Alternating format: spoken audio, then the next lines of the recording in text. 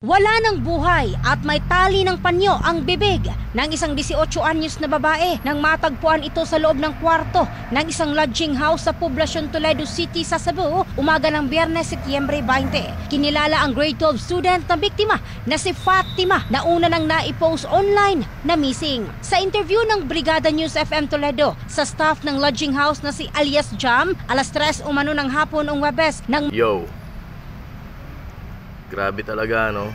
Iba ng panahon ngayon. Kaya mag-iingat yung lahat, lalo sa mga kabataang babae dyan. Huwag kayo basta-basta magpapauto. Kita nyo yan, nagpanggap lang na kung sino. Sinabi lang na seaman. Nagpaalam pa sa nanay. Pero yung nanay naman, imbis na sabihing sa bahay na lang magkita or mag-ingat whatsoever, diba? Hindi ka kilala yung tao, 1 week pa lang nakipag-meet na, tapos mot-mot na agad, diba? Hindi rin naman nakalain ng nanay, pero malaking bagay sana kung yung nanay nun pinagsabihan siya na doon na lang may pagkita sa bahay nila, diba? Iba na kasi ngayon talaga porkit nakita nyo lang na seaman, porkit alam lang na seaman, sinabi lang na seaman,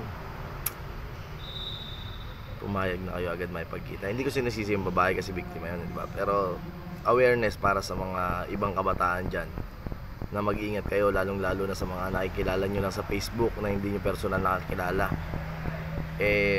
Yung suspect pala suspect din siya sa pagkamatay ng tatay niya last year lang, diba? So ingat tayo sa mga nakikilala nating tao. Akalain mo yun, mismong sarili niyang tatay pinatay niya, di ba? Baka hindi lang tong biktima si ate, kaya lang syempre ito lang yung nahuli. So sa isang taong pagtatago niyan, malamang hindi lang yan yung biktima. At sana mahuli na yan, at sana ibalik na yung death penalty sa Pilipinas para natatakot na yung mga yan. Wala paano kasi babalik yung death penalty sa Pilipinas? Kahit mga politiko siguradong magiging ano rin doon, di ba? Pag napatunayan sila, karamihan din naman makakurap din. So yun, ingat-ingat tayo guys, lalong-lalo na sa may mga anak dyan na tulad ko, at sa mga kabataan, mag-ingat kayo palagi. Huwag basta-basta magpapadala sa mga salita.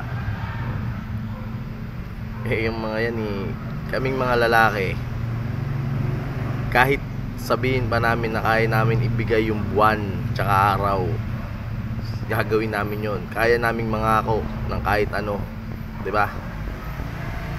Totoo yan, lahat ng mga lalaki, karamihan sa mga lalaki maka-score lang, bobulahin kayo ng bobulahin ng kung ano-ano, diba? Kaya mag-iingat palagi, stay safe, tsaka hanggat maaari naman mot-mot agad, diba? Magsilbing aral sana yung nangyari yan kay May Fatima, yeah. Nakakapanginayang, napakabata pa niya. May post pa siya na antayin siya ng mga magulang niya na yumaman para matupad niya yung mga pangarap nila, diba? So paano mo pa matutupad yun ngayon? Wala na. At doon naman sa suspect, ang sarpit-piti ng itlog mo, tapos ipakagat sa mga antek, makagigil ka.